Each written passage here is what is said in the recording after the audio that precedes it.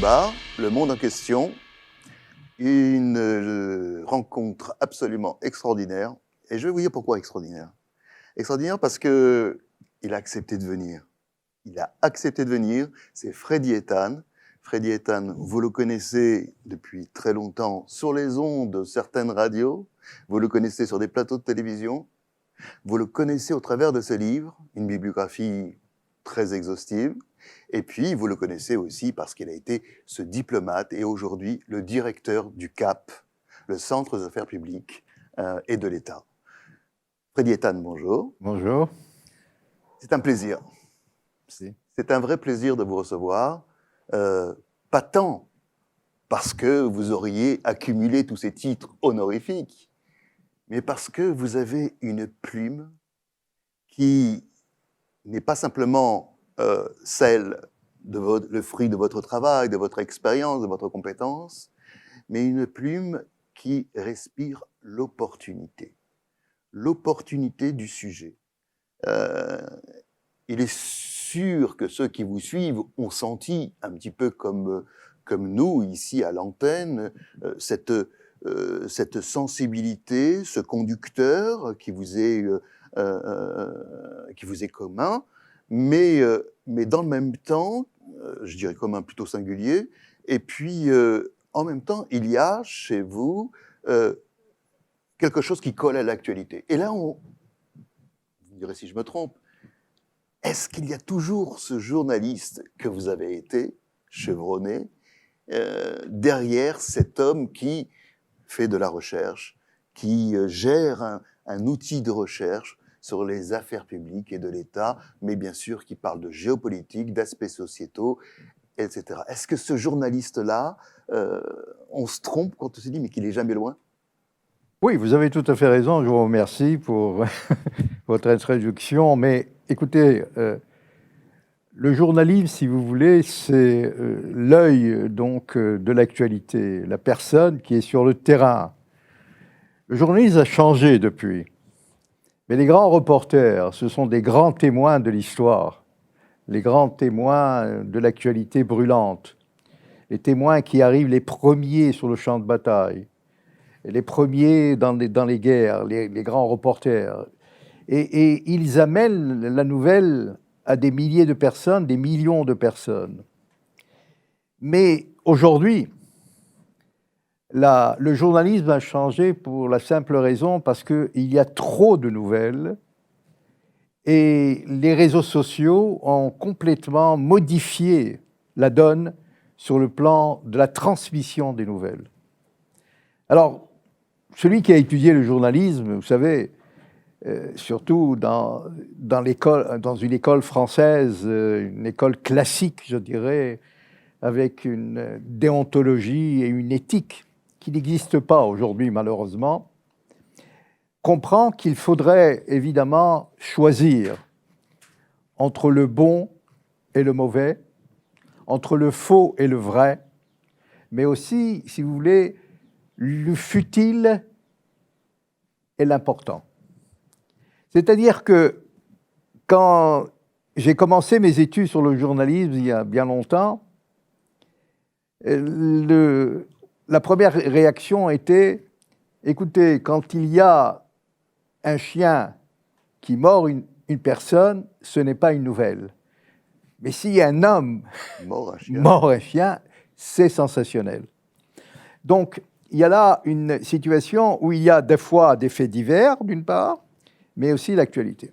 J'ai choisi, si vous voulez, d'abord, et ce que m'a enseigné, puisque tout jeune, j'ai demandé à l'époque au rédacteur en chef du journal Yediot Ahronot, qui s'appelait Dr Rosenblum, Herzl Rosenblum, qui est signataire de la proclamation de l'État d'Israël, qui a dirigé le journal pendant longtemps, lui dit, pour être journaliste en Israël, qu'est-ce qu'il faut faire ?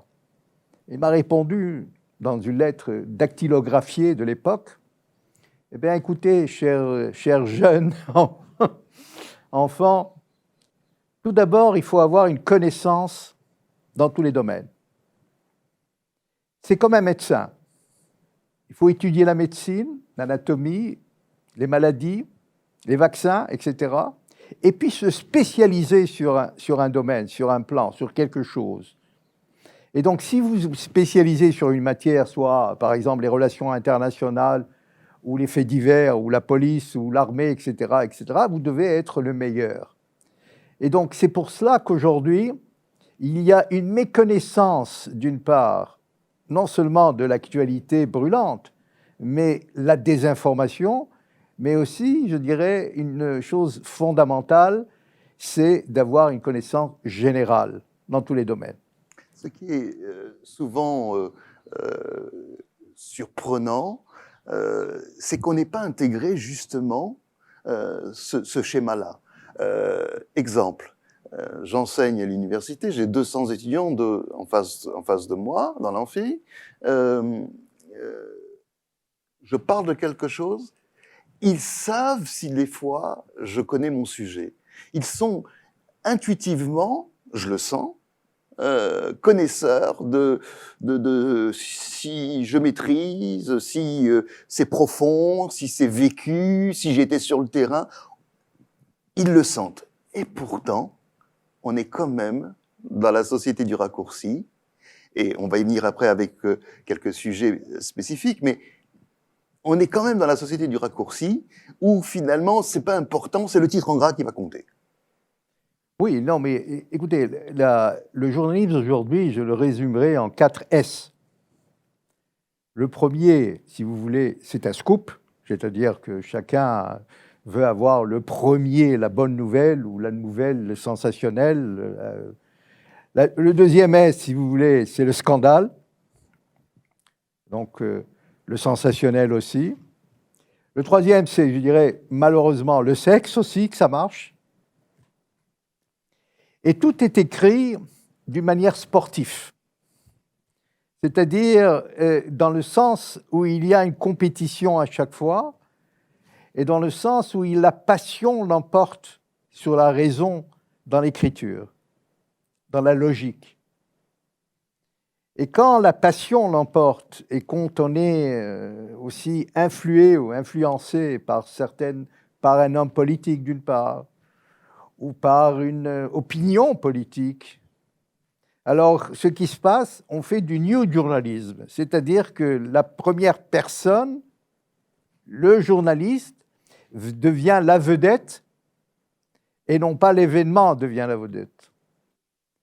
Et là, on écrit, évidemment, par la première personne, on est capable de juger.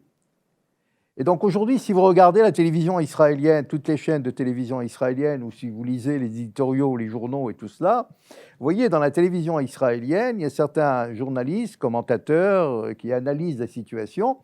Eh bien, ils peuvent à la fois dire ce qu'ils pensent, c'est vrai, parce qu'il y a une liberté de la presse, et ce qui est parfois lamentable, c'est qu'ils sont capables aussi de juger la personne, de juger la nouvelle, de donner des leçons pour quoi faire et comment. Et donc, dans ce contexte-là, on n'est plus journaliste. On prend parti. Et donc, un bon journaliste doit avoir une certaine un professionnalisme, c'est-à-dire être tout à fait à la fois crédible, oui, et ne pas être influé ni par quiconque ou par un événement et tout cela. Parce que c'est vrai que l'objectivité n'existe pas dans notre métier, du métier de journaliste. Mais il faut avoir quand même une conscience et une honnêteté intellectuelle dans ce sens-là. Malheureusement, ça n'existe pas. Pourquoi ? Parce qu'aujourd'hui, n'importe qui peut devenir journaliste. Et moi, j'exige qu'un journaliste doit avoir aussi un permis, comme un médecin ou comme un avocat. Personne ne peut se permettre aujourd'hui d'écrire n'importe quoi, surtout dans les fake news, tout ça, et se présenter comme un journaliste. Donc, il faut avoir, sur le plan déontologique et éthique, essayer d'être à la fois honnête, crédible, et dire les choses comme ils sont, sans présenter sa propre opinion. Il faut séparer la nouvelle brute du commentaire. Et ça, malheureusement, je parlais de la presse israélienne, la presse française, c'est un mélange entre le commentaire et et la nouvelle. Donc il y a une opinion, les titres sont des titres d'humeur et non pas des titres qui nous donnent une information. Donc ça a changé complètement dans ce sens-là, et c'est pour ça que quand vous lisez Libération ou Le Monde ou Le Figaro, vous voyez qu'il y a une grande différence dans les éditoriaux et dans la présentation. Et d'autre part, si vous lisez les journaux tabloïds en Angleterre, à Londres, vous voyez le sensationnel, les gros titres, etc., etc. Donc les images et tout. Il faut savoir que une nouvelle est répandue très rapidement, mais il ne faut pas non plus courir pour cette nouvelle, il faut réfléchir avant de la publier. Parce que celui qui court trop vite, eh bien, il trébuche et il peut tomber. Donc il faut être tout à fait, dans chaque nouvelle ou dans chaque information, être d'une manière beaucoup plus d'une manière sérieuse d'une part, mais aussi savoir que le journaliste n'a aucune responsabilité dans le fond. Vous comprenez? C'est ça. Et donc il a le devoir, puisqu'il représente un certain public, il représente aussi les personnes qui lui ont donné ces nouvelles, les institutions, etc. Et donc il doit les représenter d'une manière assez vigoureuse et rigoureuse dans ce sens-là. Honnête.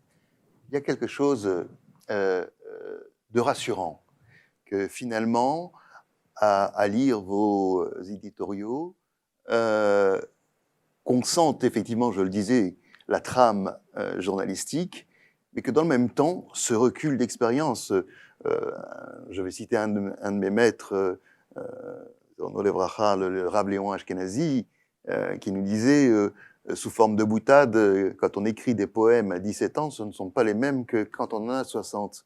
Et c'est pas une question d'âge, bien entendu, c'est une question d'expérience, de contenu qu'on a mis pendant des années à quelque chose. Et finalement, je sais qu'aujourd'hui, le lecteur se concentre, peut-être par l'influence des réseaux sociaux, sur 4-5 lignes, 10 lignes maximum, et souvent, moi j'en ai fait l'expérience avec mes propres enfants, papa, tu as dépassé les 10 lignes, 15 lignes, c'est long. Et en fait, il est rassurant finalement de voir quelqu'un qui est capable d'analyser une nouvelle, mais d'avoir le recul suffisant, nécessaire, pour pouvoir élargir le focus et qu'on puisse comprendre, non pas nécessairement, on n'est pas toujours des journalistes d'investigation, mais de comprendre que la chose n'est peut-être pas aussi simple que le titre veut bien le dire.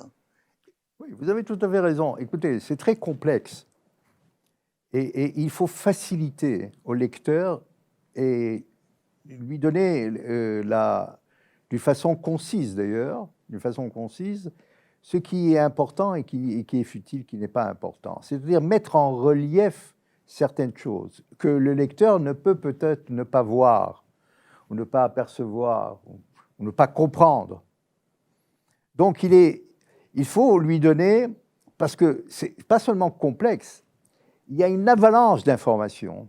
Il y a trop d'informations. Il y a des sites internet, il y a des journaux, il y a des réseaux sociaux. On est complètement inondé. Donc, comment faire?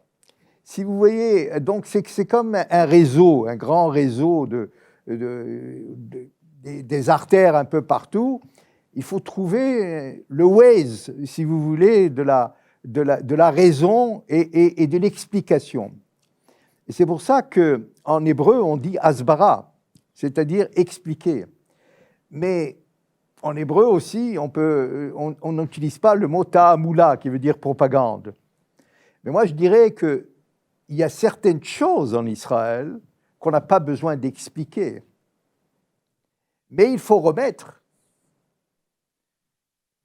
je dirais, les perspectives et remettre les pendules de l'histoire à l'heure et expliquer, parce que celui qui ne connaît pas l'histoire d'Israël, celui qui ne connaît pas l'histoire du conflit arabo-israélien, je dis bien arabo-israélien, celui qui n'a pas une connaissance concernant pourquoi aujourd'hui nous sommes là après 2000 ans, comment on est venu des 77 pays du monde, on a une nouvelle langue, et les Ben Yehuda a renouvelé cette langue biblique, comment on a fleuri le désert, comment on a cassé la pierre, comment on a construit. Et celui qui revient après 75 ans, puisque c'est vraiment l'année, donc 75e, l'année donc de l'anniversaire de l'État d'Israël, celui qui a vécu comme moi depuis sa tendre enfance et regarde ce qui s'est passé, ce qui a évolué depuis, c'est un miracle. Et donc il faut l'apprécier. Et ça, le miracle dont vous parlez, c'est extrêmement rafraîchissant de l'entendre. Parce qu'on a tendance à l'oublier. On parlait souvent, vous savez, cette expression, la population du Darkonim. Voilà, ils ont le passeport, mais ils ne sont pas intéressés par le pays. Mais ce n'est pas vrai. Ce n'est pas vrai. Parce que même cela, on le voit au travers d'incidences quelconques, on le voit que il y a quelque chose qui va les tenir à ce qui est proprement israélien, juif, israélien, que ce soit de l'antisémitisme, que ce soit, peu importe, en tous les cas, on sent qu'il y a une résilience particulière. Et ça, c'est sûr que de l'exprimer, c'est pas toujours facile, parce que, encore une fois, on est dans une société, comme vous l'avez dit, de communication, de communicants, où on doit prendre compte du nombre de mots qu'on peut écrire sur un réseau social et de celui qu'on écrit dans un outil plus généraliste. Donc, il y a effectivement ce conditionnement, mais dans le même temps, je dis, mais on ne peut pas dire, et c'est ce que vous dites, par exemple, dans votre dernier éditorial, vous dites, mais le monde arabo-musulman se fiche finalement de ce qui se passe en termes de géopolitique, etc. Il se fiche de cela. Et donc, on a l'impression d'une volatilité. Oui, écoutez, tout d'abord, vous parlez de la société israélienne. Il faut comprendre que la société israélienne a évolué, a changé. D'une part, elle est complexée, elle recherche une identité. Vous savez, jusqu'à présent, depuis toujours, depuis 1948, on se pose la question qui est juif. On n'a pas trouvé de solution exacte, scientifique. ChatGPT peut-être scientifique dans ce sens-là. Et vous savez, alors qu'on a essayé d'écrire, quand Ben Gurion a réuni donc ce qu'on appelle Moetzet Ha'am, le conseil du peuple, avant le gouvernement, donc de créer tout cela, on cherchait tout ça, comment écrire cette Megillat Ha'atzmaut, cette proclamation extraordinaire, 670 mots, tout est dit dans cette Megillat Ha'atzmaut, dans cette proclamation de l'État d'Israël. Mais la question essentielle qui était à l'époque, parce qu'on parle de juifs, et Dieu dans tout cela, où est-il? Comment écrire, comment dire que c'est aussi Dieu qui est là? Eh bien, on a trouvé un mot extraordinaire qui est dans la Bible, dans Vaïkra et tout ça, Tsur Israël. Et donc, le mot Tsur qui veut dire un rocher, qui veut dire la force, qui veut dire aussi une vocation concernant Israël, tout le monde était d'accord, les religieux, les ultra-orthodoxes, tout le monde était d'accord. Donc, on n'a pas mis le mot Elohim, qui d'ailleurs, Elohim, c'est au pluriel. Oui. C'est au pluriel.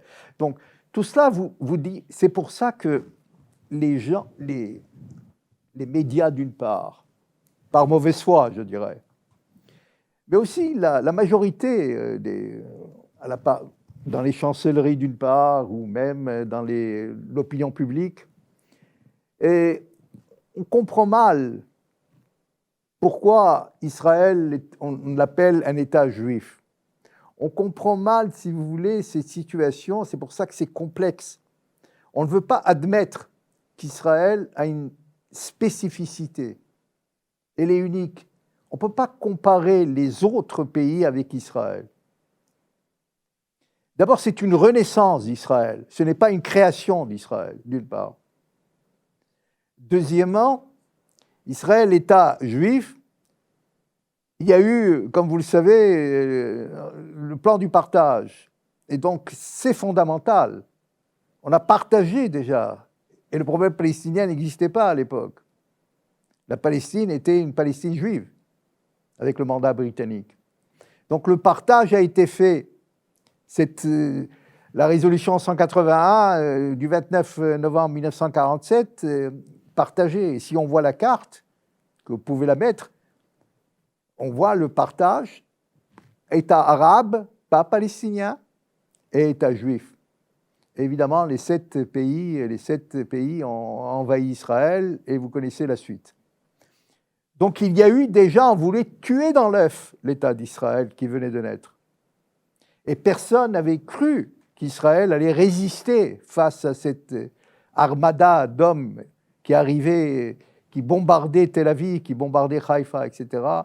Et on n'avait que des fusils tchèques et quelques Piper, des Piper, des petits avions et des bouteilles Molotov, pour vous dire qu'on a résisté. Et ça, la différence des autres peuples, c'est qu'on a la foi. Et je reviens, si vous voulez, à Tsour Israël. C'est la foi que les autres n'ont pas. Et la foi est aussi, dans ce sens-là, pas religieuse, je ne dis pas seulement religieuse, mais c'est une foi qui est ancrée chez nous depuis des millénaires.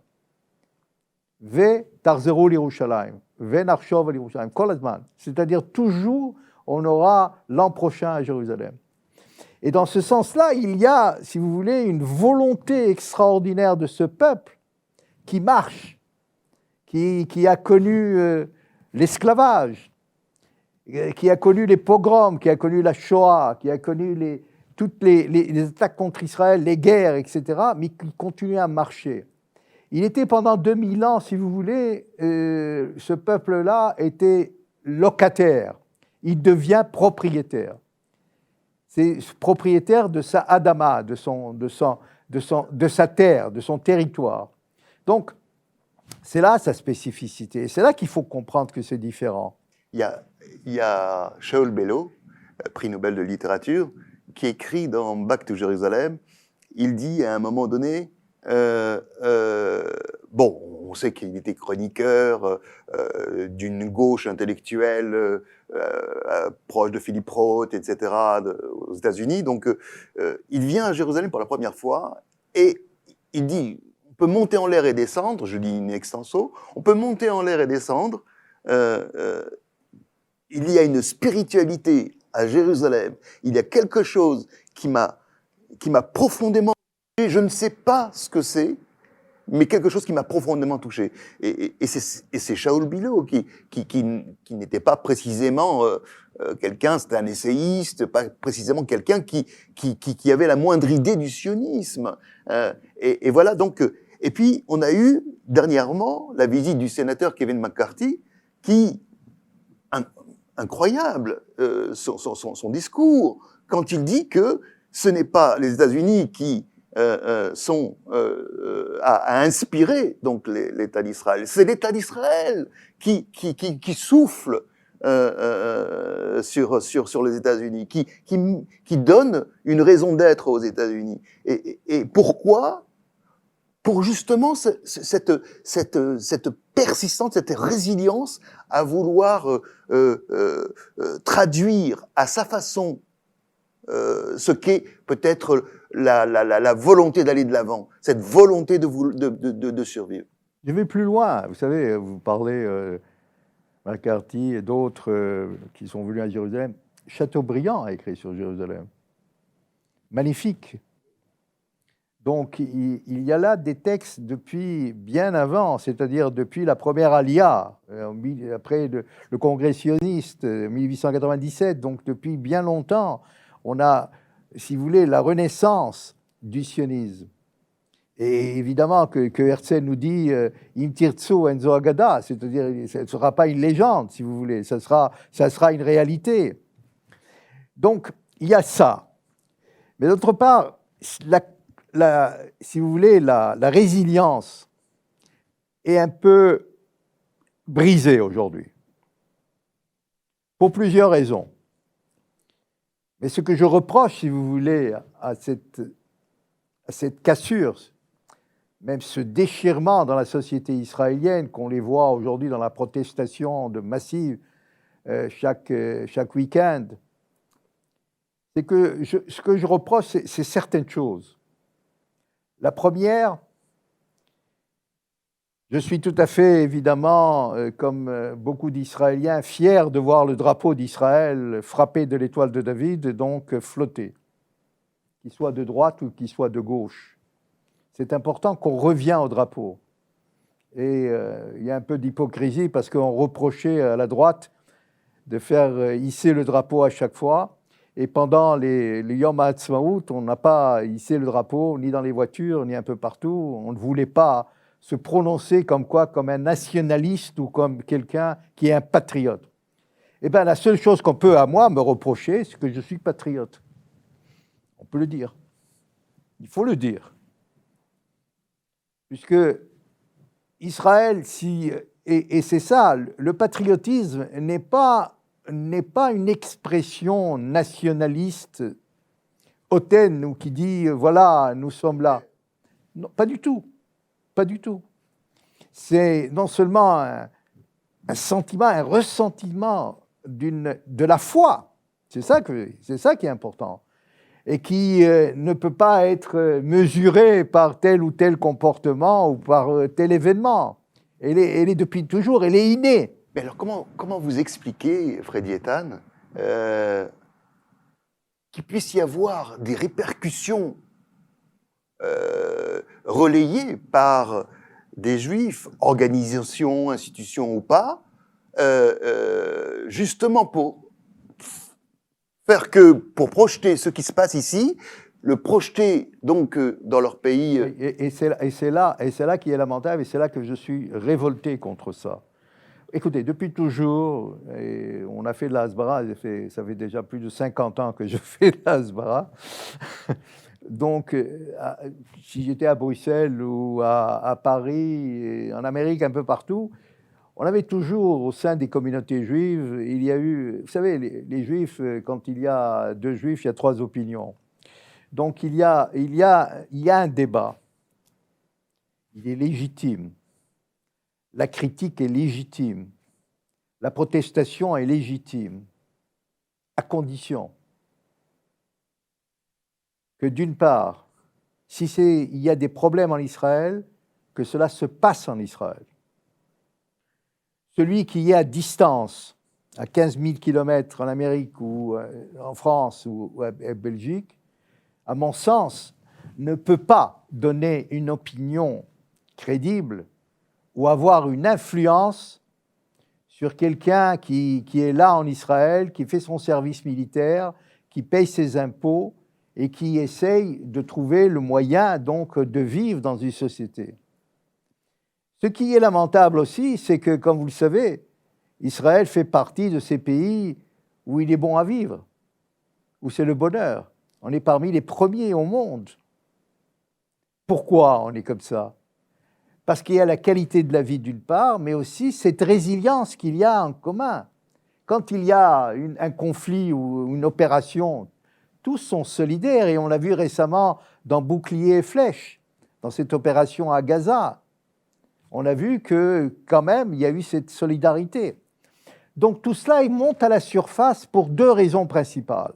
La première, évidemment, elle est politique, purement politique, c'est-à-dire que l'opposition, c'est légitime d'avoir un débat. Deuxièmement, c'est tout sauf Bibi, c'est-à-dire tout sauf le Premier ministre israélien d'aujourd'hui. C'est légitime aussi de dire tout ce... Mais quand on essaye de manipuler, si vous voulez, de faire en sorte que les manifestations, les grands slogans que vous voyez dans les manifestations, c'est en anglais, c'est-à-dire vers l'opinion internationale. Et donc il faut, à mon sens, avoir le débat ici en Israël, il est légitime, tout à fait légitime, et essayer de critiquer ou ne pas critiquer, d'approuver ou ne pas approuver dans un débat politique interne, parce qu'il ne faut pas oublier la chose la plus importante, c'est qu'on nous voit tout autour, on nous observe, Et si le Hezbollah voit qu'il y a un déchirement dans la société israélienne, où l'Iran regarde ça, ou même les Américains sont aujourd'hui dans une situation où ils peuvent dire, voilà, nous nous trouvons dans une nouvelle donne, c'est le moment opportun, le moment le plus propice de pouvoir attaquer Israël. Voire même, pardon de vous interrompre, mais de ne pas être l'allié dont on a besoin et dont il a besoin lui-même de rester allié avec l'État d'Israël. Je pense bien sûr à nos alliés américains, dont on a constaté avec déception le désengagement régional, mais pire, en même temps, le parti pris. Comment est-il possible que le Premier ministre d'Israël, élu largement et démocratiquement, ne puisse pas encore être reçu par son allié le plus proche, son soutien aussi le plus proche, voire même de découvrir que le secrétaire d'État Antony Blinken a préféré, par exemple, annuler son voyage ici à Jérusalem pour aller à Riyad. Il y a quelque chose ici d'indécent et de particulièrement, en tous les cas, interpellant pour nous. Est-ce que la diplomatie, aujourd'hui, c'est devenu quelque chose aussi de volatile? Non, écoutez, tout d'abord, avec les relations avec les États-Unis, il faut dire qu'il y a eu depuis toujours des divergences et on est dépendant, depuis d'ailleurs, depuis longtemps, depuis 1956, je dirais même, depuis la campagne de Suez, après que les deux puissances, la France et la Grande-Bretagne, je dirais même le grand fiasco de Suez, se sont retirés donc depuis les accords Sykes-Picot de 1916, c'est-à-dire ils se sont retirés complètement du Moyen-Orient. Il y a eu cette compétition entre l'URSS et les Américains. Et les Américains, depuis jusqu'en 1950, je vous rappelle, jusqu'en 1956, mais plus tard, 57, 58, il y a eu un embargo sur les armes. Donc les Américains ont imposé un embargo. La Grande-Bretagne aussi. Et la France, après, évidemment, avec De Gaulle. Donc, ce qui se passe, c'est que avec les Américains, depuis, tout dépend du locataire donc de la Maison-Blanche. Et on a connu de bons démocrates, comme on a eu des républicains aussi, qui étaient, je vous rappelle que le père Bush n'était pas tout à fait d'accord avec Shamir pendant la première guerre du Golfe. Et il y a eu pendant l'attaque donc de l'Irak en juin 1981, Reagan était tout furieux et il n'a pas livré les F-15 qu'on devait recevoir, donc les avions de chasse qu'on devait recevoir à l'époque. Et donc il y a eu toujours des hommes. Mais nous partageons avec les États-Unis toutes les valeurs universelles, et on partage évidemment les droits de l'homme, etc. Donc il y a des démocraties vivaces. Et je dirais que notre démocratie peut donner des leçons après ce qu'on a vu donc au Capitole avec Trump, où on a envahi, si vous voulez, le bastion de la démocratie américaine. Ça ne pourrait pas se faire ici en Israël, je l'espère, je dirais, mais ça ne pourrait pas se faire.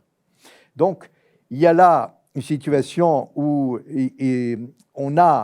Israël peut avoir une assurance, un parapluie américain qui est très important. Je vous rappelle, la chose la plus importante, c'est que le pont aérien pendant la guerre de Kippour, grâce à Kissinger, qui a aujourd'hui 100 ans, comme je vous rappelle, et il est centenaire aujourd'hui, Henry Kissinger, donc grâce à lui, grâce à Nixon, qu'on a gagné cette guerre. Pas sur le plan du terrain, mais sur le plan du matériel militaire qu'on a reçu par ce pont aérien, ce n'était pas facile d'avoir ce pont aérien. Je vous rappelle, c'était vraiment un tremblement de terre. Donc, on a gagné la guerre, si vous voulez, de Kippour sur le plan militaire, mais on n'a pas gagné, je ne dirais pas on a perdu, mais on n'a pas gagné sur le plan de la diplomatie, sur le plan des événements plus tard, et surtout sur la société israélienne. Et depuis la guerre de Kippour, il y a un problème au sein de la société israélienne. La critique est beaucoup plus grande, on est beaucoup plus vigilant vis-à-vis des institutions, vis-à-vis de l'armée, et c'est très bien comme ça. C'est très bien d'avoir une critique vis-à-vis des choses. Il ne faut pas avoir une nonchalance et non plus une négligence et une insouciance vis-à-vis, surtout en ce qui nous concerne, la sécurité de l'État d'Israël. Ça, c'est une chose. Maintenant, aujourd'hui, les relations toujours avec les démocrates, on a eu pendant 8 ans avec Obama aussi des hauts et des bas, mais surtout des bas, on a essayé d'imposer ce qu'on appelle un Pax Americana, ce qu'on nous refusons aussi d'avoir un Pax Americana. Nous ne pouvons pas avoir un diktat concernant le conflit israélo-palestinien ou le conflit israélo-arabe. Donc il y a là une situation que les Américains doivent comprendre beaucoup plus que nous sommes leurs alliés aussi, c'est réciproque, parce que nous pouvons aider les Américains. C'est grâce à Israël que les Américains ont pu être ici au Moyen-Orient, parce qu'ils ont non seulement une base et tout ça, ils ont la Turquie, c'est vrai, avec l'OTAN, mais c'est tout à fait différent sur plusieurs plans. Ils savent aussi que cette démocratie vivace, qui est toujours l'État d'Israël, parce que il y a des prophètes de malheur qui disent que c'est fini la démocratie. Non, elle est vivace. Et les manifestations prouvent en effet qu'elle est vivace. Et donc, les Américains doivent comprendre que c'est la seule démocratie du Moyen-Orient. Et si nous avons un service de renseignement très efficace et nous pouvons apporter aussi des renseignements aux Américains sur certaines...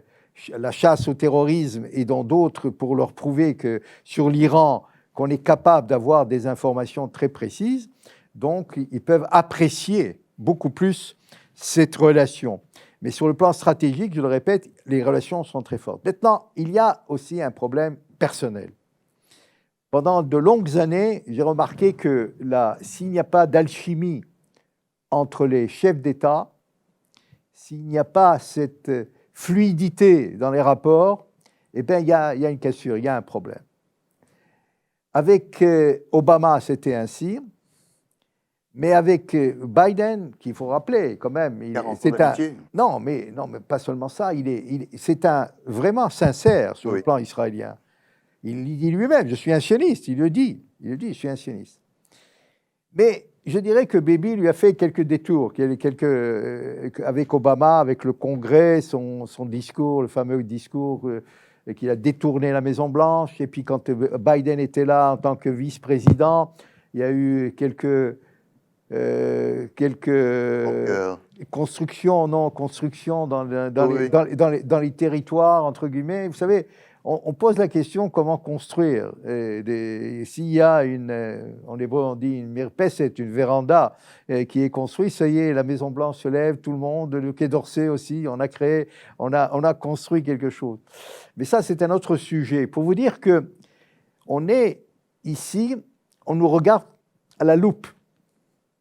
Chaque événement, chaque incident local ou chaque manifestation, et les projecteurs sont braqués sur Israël.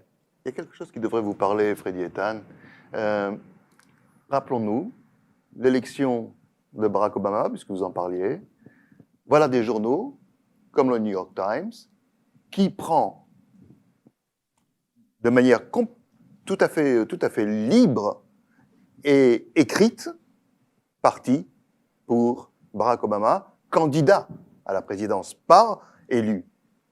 Et là, on voit un média aussi d'envergure que le New York Times, donc décider que ce sera lui. Et là, on a ce que vous disiez tout à l'heure à propos du monde des médias, où il devrait y avoir cette éthique, cette neutralité qui n'est pas de se neutraliser, mais qui est une nécessaire neutralité. Là, on a vu le New York Times donc franchir la ligne rouge. On voit aujourd'hui, par exemple, je parlais d'Anthony Blinken, je vais encore en reparler, ne pas aller à la réunion annuelle de l'AIPAC, qui a cette cette dimension d'amitié, d'affinité avec l'ensemble du Congrès, et choisir d'aller à J-Call. Oui, non, mais...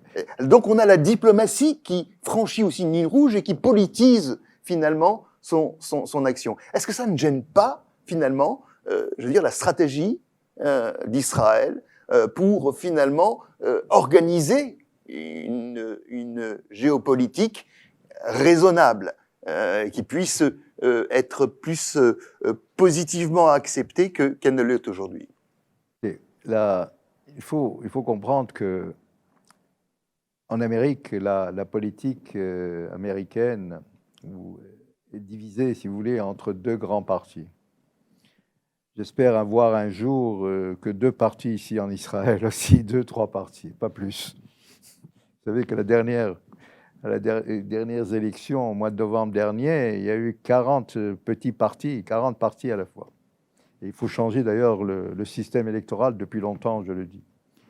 Quand il y a deux grands partis, eh ben, je vous rappelle que tous les présidents américains, démocrates, ont été votés aussi par une grande majorité de juifs américains. 70 à 80% des juifs américains votent démocrate. Donc il y a déjà cette importance dans les relations. Et quand il y a 80, les institutions aussi font partie donc, de cette pro-démocrate, donc ils vont soutenir un président démocrate et sa politique. Depuis quelques années, évidemment, il y a une cassure aussi sur le plan des institutions aux États-Unis, entre EPAC et qui est beaucoup plus à droite que la J-Call. Mais dans J-Call, ici aussi existe en Europe depuis longtemps. Il a ce relais en Israël d'ailleurs aussi. Oui, oui, oui. Mais le problème, ce n'est pas entre J-Call et EPAC. C'est-à-dire comment nous, Israéliens, nous pouvons agir non seulement vis-à-vis comment réagir vis-à-vis de la position américaine, qui est devenue il y a un refroidissement donc, dans les relations, si on n'a pas les lobbies juifs derrière nous. Et là, je crois Israël doit améliorer ses relations avec toute la communauté juive en Amérique. Et l'aspect aussi religieux est important. C'est-à-dire que, comme vous le savez, en Amérique, les libéraux, les réformistes, etc., il n'y a pas, les ultra-orthodoxes et les orthodoxes ne sont pas dans le même... Il y a une grande majorité aujourd'hui beaucoup plus libérale. Et le problème aussi qu'il y a 60% il y a des mariages mixtes et une grande partie des Juifs américains ne sont pas venus en Israël. C'est toujours les mêmes qui reviennent. Donc nous devons, vis-à-vis de la diaspora américaine, parce que c'est la plus forte, mais vis-à-vis aussi des Européens, comme en Angleterre ou comme en France, d'essayer de trouver une solution parce que, à mon avis, tous sont juifs. Chacun a ses opinions.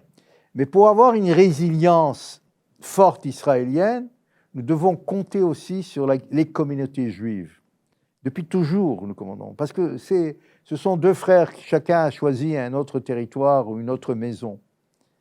Mais le monde juif est unique aussi. Si Israël a sa spécificité, c'est grâce aussi au monde juif. Et donc, quand il y a un incident antisémite, ça concerne Israël.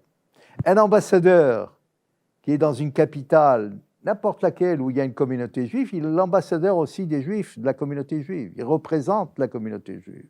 Ben alors là, je vous prends vif, pardon, mais en France, on a eu donc une ambassadrice d'Israël en France qui, pour des raisons politiques, décide de démissionner. On a même du côté israélien la volonté de politiser aussi ce qui devrait être à l'écart, celui de la diplomatie. Non, mais écoutez, il faut comprendre comment ça se passe. C'est-à-dire que les nominations politiques, parce que c'est une nomination politique, il y a 11 nominations politiques à travers le monde. C'est-à-dire, mais les politiciens, les partis, surtout les partis qui sont de la coalition, et le parti Likoud, si c'est le parti de Yair Lapid ou de Gantz, etc., nomment leurs propres donc, militants ou leurs proches dans ces domaines. Mais ils peuvent avoir 11 nominations. Maintenant, ce sont les capitales les plus importantes. Si c'est Washington, si c'est Paris, ou c'est parfois Moscou ou Londres. Mais, vous savez, en Amérique, puisqu'on a parlé des États-Unis, quand il y a un nouveau président, on change toute l'administration, y compris les ambassadeurs. Pour la simple raison, parce qu'un ambassadeur qui est un républicain ne peut pas suivre une politique d'un président démocrate, parce qu'il n'est pas convaincu. Si lui-même n'est pas convaincu, il ne peut pas convaincre les autres. Et justement, je pense que malgré ce que je pense, évidemment, des fois des nominations d'ambassadeurs ou d'autres qui sont parfois vraiment très prises à la légère, c'est la démission d'une ambassadrice ou d'un ambassadeur parce qu'il ne peut pas appliquer à la lettre la politique de tel ou tel gouvernement de droite ou de gauche, c'est tout à fait légitime et j'apprécie même. Vous comprenez? C'est-à-dire que je ne souhaite pas avoir un délégué de l'État d'Israël qui n'est pas convaincu donc de la politique et qui ira au Quai d'Orsay ou au State Department et il essaiera de convaincre concernant une politique sur les territoires ou sur le conflit et qui n'est même pas convaincu et qu'il n'y a pas d'honnêteté intellectuelle. Mais est-ce qu'on peut imaginer aussi, par rapport à ce que vous disiez, par rapport à la communauté juive, l'impact que ça puisse avoir? C'est-à-dire que la communauté juive, qui n'est pas toujours dans l'inconditionnalité à propos d'Israël, mais qui en tous les cas consensualise sur Israël, constate qu'il peut y avoir l'homme le représentant le plus important, le plus illustre d'Israël, qui décide de démissionner pour des raisons politiques, alors se dit, finalement, Israël est ramené à ce qui est de plutôt plus politicien, plutôt que d'être en même temps dans ce serment, quand on devient ambassadeur, que de représenter bien sûr les intérêts de l'État, etc. L'État est au-dessus, j'allais dire, du parti politique. Oui, non, mais c'est très difficile parce que c'est une longue histoire dans les ministères et autres. Pendant des années, vous savez, d'abord, il n'y a jamais eu de critique de la part ni des ambassadeurs, ni des hommes politiques à l'étranger. C'était une règle d'or pendant des années.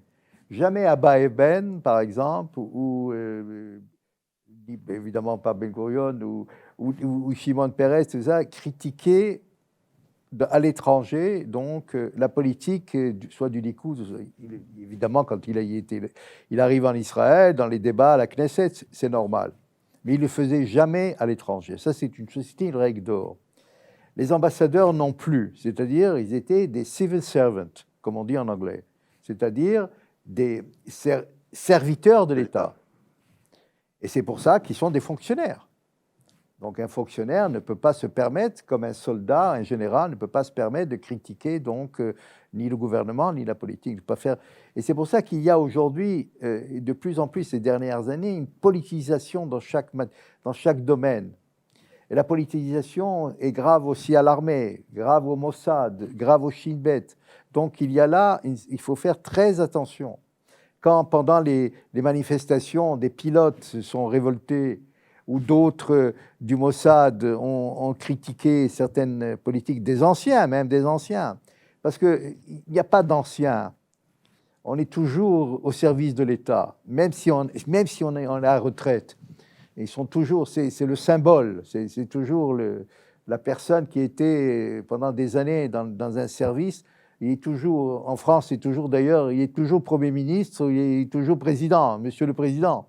Et c'est là, effectivement, ce titre doit être appliqué et être honoré non seulement par des propos qui sont honorables vis-à-vis de la représentation et vis-à-vis de l'État ou du gouvernement, mais aussi pour lui-même, pour avoir cette stature, donc, de pouvoir dire des choses qui parfois ne plaisent ou ne plaisent pas, mais qui soient dans l'intérêt de l'État avant tout. Il semblerait, et c'est marrant parce que tout à l'heure on a commencé par finalement la formation des journalistes aussi qui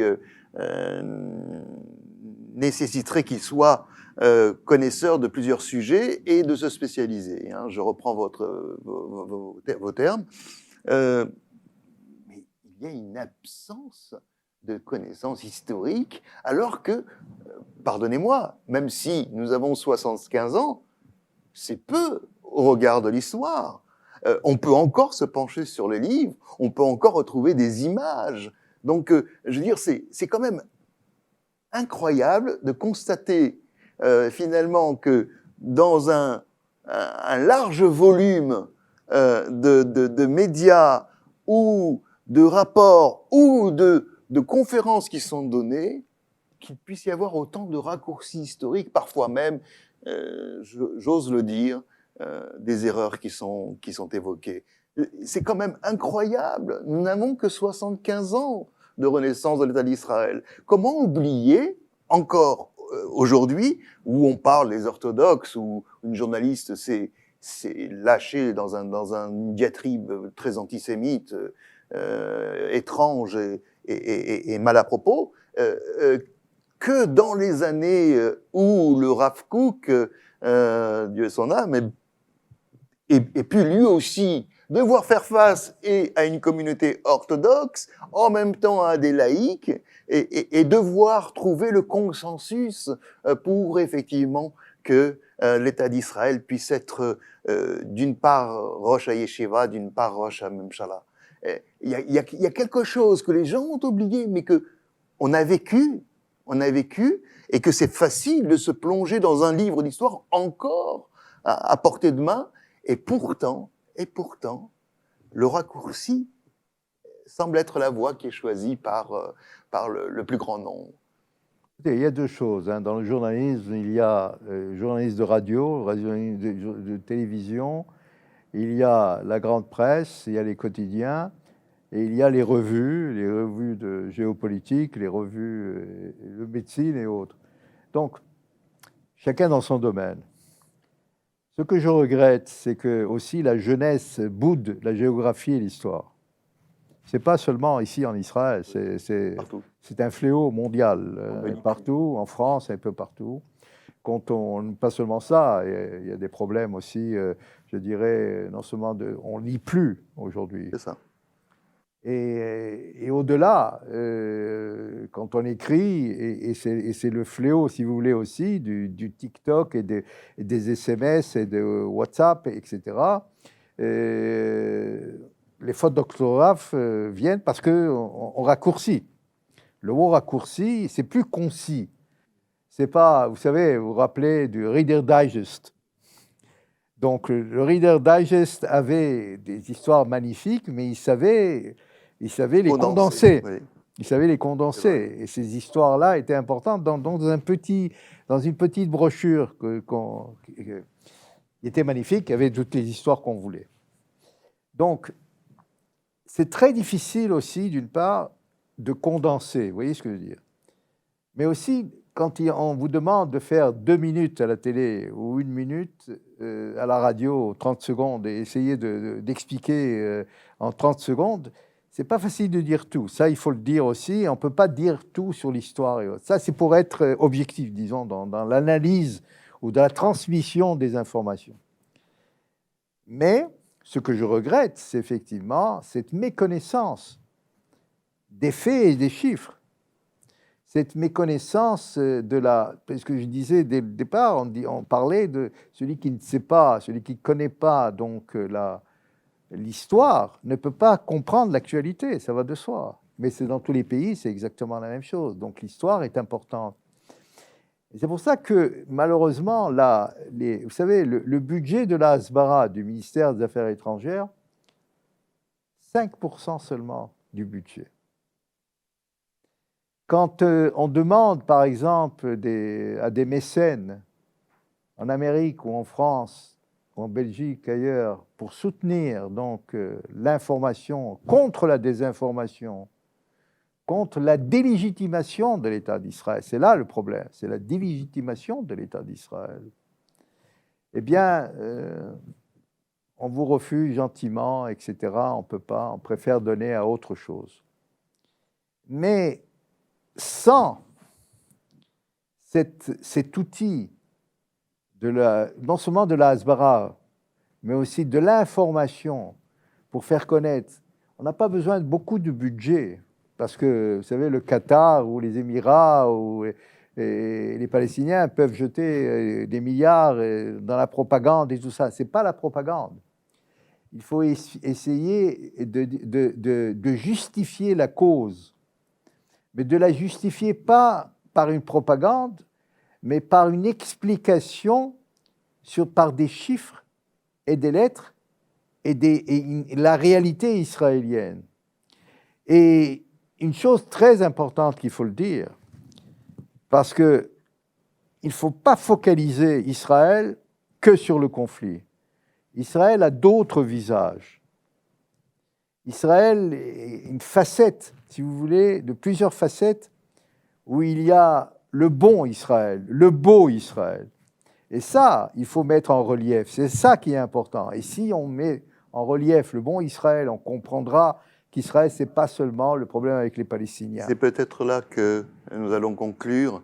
Il y a eu cette... je ne veux pas me focaliser sur les États-Unis parce que j'aurais, si on avait eu plus de temps, peut-être une future deuxième partie, parler de l'Europe, tellement importante. Mais il y a eu cette marche annuelle pour l'État d'Israël, pour les 75 ans de l'État d'Israël. 40 000 personnes, et énorme, et une vraie réussite, avec des ambassadeurs, des ministres de pays étrangers, et puis il y a eu cette population qui n'était pas que juive et qui a effectivement donc suivi le même parcours que Ben Gurion avait initié en son temps. Et finalement, il y a eu une des velléités de vouloir un peu poser un problème, poser la polémique de quelques centaines de personnes. Ça n'a pas marché. De la même façon que on a deux dates, 2015, juillet 2015, les accords nucléaires avec l'Iran, 2020, les accords d'Abraham. C'est-à-dire que depuis 2015, où on a le monde entier qui s'essaye à vouloir s'associer, se rapprocher de la table, non pas avec une longue fourchette, mais avec une petite fourchette de l'Iran, eh bien, malgré tout, nous avons eu les accords d'Abraham qui, malgré la vitrine qui peut nous apparaître parfois pas très amicale vis-à-vis d'Israël, dans l'arrière-boutique, on n'a jamais eu autant de relations avec des pays étrangers. Donc, est-ce que là, nous n'avons pas finalement une réponse? C'est qu'il y a effectivement une politisation de la société, on a avec des répercussions géopolitiques et diplomatiques, mais que dans le même temps, il y a suffisamment de résilience chez le citoyen israélien pour continuer à travailler. Ça rappelle cette fameuse phrase de Ben Gurion à propos du livre blanc, comme si et comme si. Oui, tout à fait. Non, mais je suis d'accord avec vous, mais il faut dire aussi que les accords d'Abraham ont été signés, il faut le souligner aussi, en dépit et malgré que Israël ne s'est pas retiré ni des territoires, d'une part, ni a repris le processus de paix avec les Palestiniens, avec Mahmoud Abbas. C'est-à-dire, on ne conditionne pas le problème palestinien, parce que entre nous, les pays arabes, le problème palestinien, ils ont ras-le-bol. Ils ont ras-le-bol. Ça fait déjà depuis 1964 qu'ils demandent, et ils ne sont pas capables eux-mêmes de diriger, puisqu'il y a deux têtes, il y a deux entités, les couteaux sont tirés depuis longtemps pour la succession de Mahmoud Abbas, qui a aujourd'hui 87 ans. Donc, il y a une corruption, il y a des problèmes de gouvernance. Et c'est là le problème, parce que si demain on arrive à une solution avec le problème palestinien, disons on va régler l'affaire, ça ne veut pas dire qu'on va régler l'affaire avec l'Iran, ça ne veut pas dire que demain il n'y aura pas d'autres organisations terroristes comme Daesh et comme Al-Qaïda et d'autres. Et c'est pour ça que le conflit israélo-palestinien n'est pas un conflit unique, spécifique entre nous et les Palestiniens. Le conflit est aujourd'hui vis-à-vis du monde arabo-musulman, d'une part, mais aussi entre les civilisations. Et c'est pour ça qu'Israël, et je regrette que l'Amérique ne comprend pas ça, que l'Amérique doit être non pas une nouvelle fois le gendarme du monde, mais être à la tête de cette civilisation